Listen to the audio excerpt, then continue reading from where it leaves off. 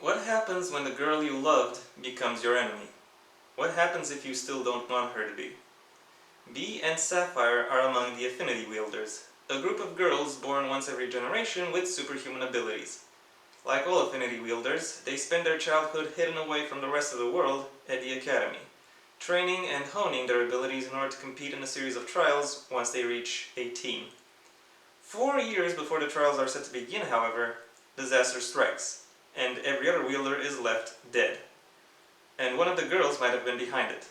Now, 4 years later, they're reunited as enemies to see which one of them will win the trial, a claim to the throne, the ability to keep their power, and the prince's hand in marriage. But what if neither of them want that anymore? Told in two POVs, An Affinity for Burning is one giant childhood friends to enemies to friends to childhood crushes back to enemies to friends to lovers trope, masquerading as a book with a plot so its author can stop being sad that they're not on Goodreads yet. Hello everyone, and welcome once again to the Heir's Lair. I'm your host, Jonathan Taylor.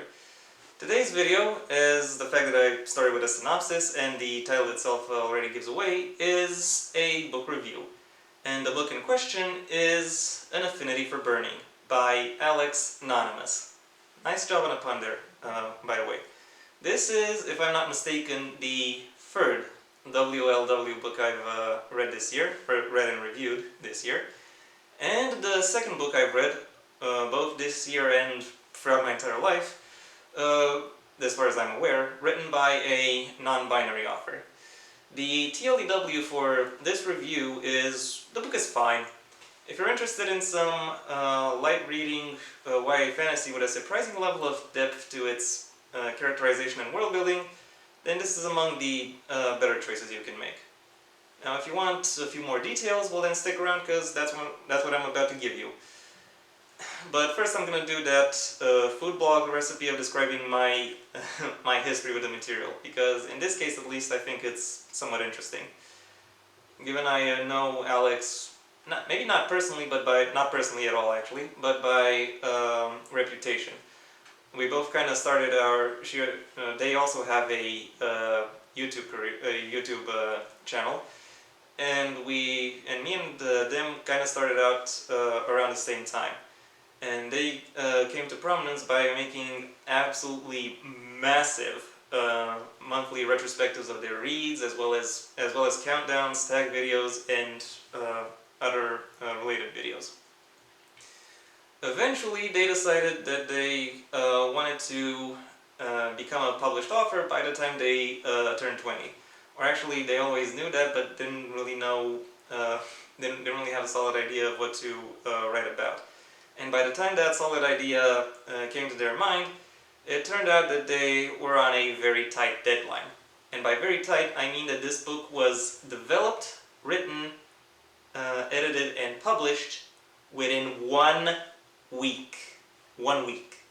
You know, when I first heard about, first of all, the idea for this endeavor and the tight deadline, I was thinking that if it is successful at all, if Alex actually manages to meet this deadline, it would be a 50 to 60 page novella that loosely qualifies as a book. But instead, it is a full-on 250, 260 page novel with like backstories and world building and characterization and all that jazz. This is straight up amazing, like straight up amazing. And we'll definitely get a shout out at the year's end list, regardless of its rating. Anyway, enough about the background. Let's get into the actual story. In the actual book itself. The story is told across two narrative threads. One set in the present, one set in the past. Each of which is narrated by one of the two leads. The present narrative thread sees these two young ladies with magical abilities called affinities. The affinities are the affinities what the magical abilities are called, not what the ladies are called. Who have to compete or are compelled to compete in order for the winner to be married off to the prince of their island kingdom. The storyline from the past sees these same young women as girls in an academy where they are trained or educated into how to best use their ability. Someone like Octavia Butler or N.K. Jemisin might take this premise and use it to write a scathing indictment of the hypocrisy surrounding women's roles in society. However, Alex treats this premise entirely at face value and focuses entirely on the competitional, interpersonal, and overall public relations dramas that unfold. It's a choice, and it's a choice that, for the most part, I think they managed to pull off in their favor. Even if it makes most of the characters of this book come across as petty, stupid, or both. To be fair to Alex, when you look at a large enough group of people, all of them will pretty much be petty, stupid, or both. And also, the only reason these characters come across like this is because there is so much effort in other parts of the story concerning that really makes the setting come alive, and it really makes you understand why it is that these people have organized everything around the affinities in the ways that they did. Another thing to consider is that the book doesn't actually specify for how long the system has been in place, so it's likely that there is some subversive designs, some resistance movements towards it, but they haven't really had the time to ferment, to develop, to organize and coalesce. That might be part of it as well.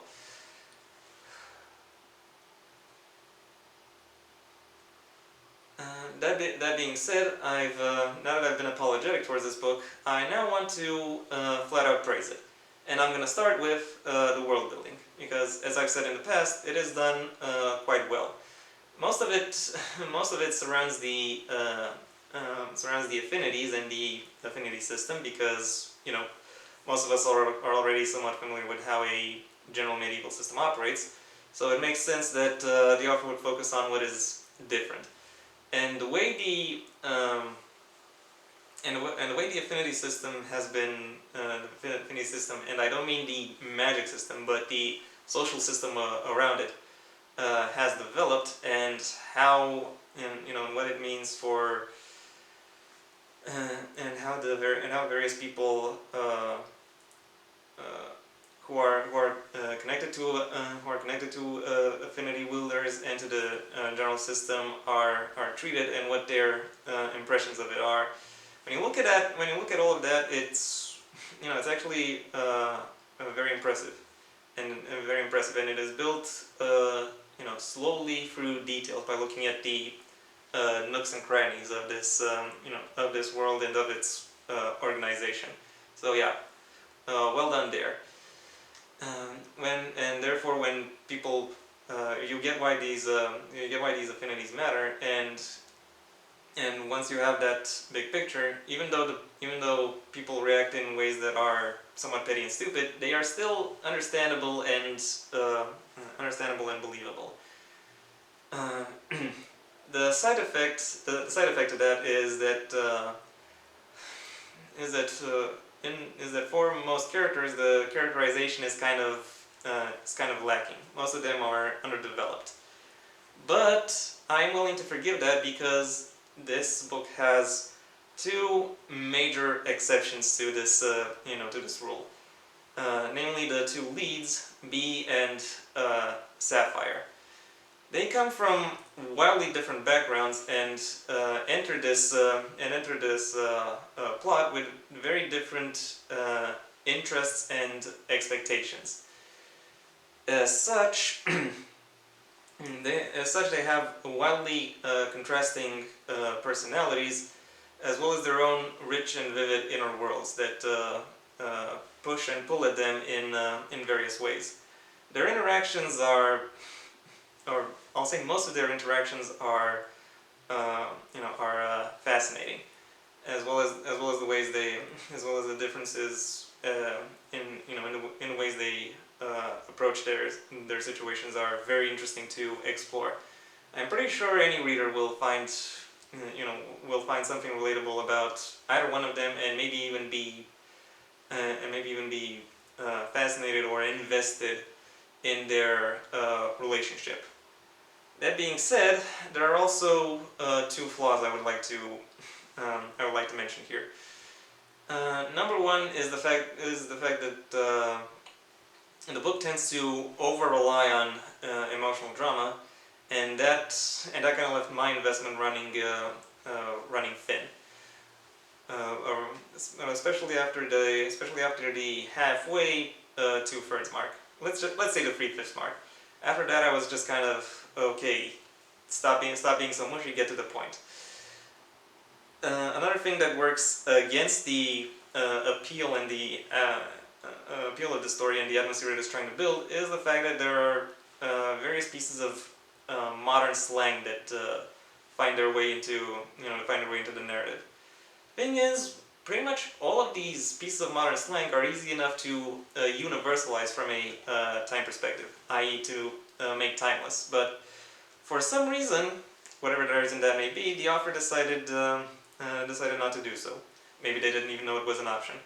But still, it does take you out of an otherwise very well conceived world and story.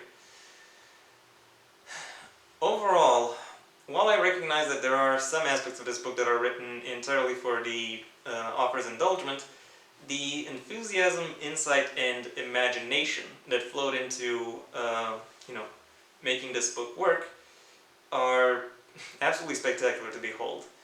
My final rating for An Affinity for Burning is a 3 out of 5. And yeah, that was my review. Thank you for your attention. If you enjoyed it, then please leave a like, and maybe even share this video wherever you think other people will like it as well. If you have anything you'd like to add to this particular review, the comment section awaits your input.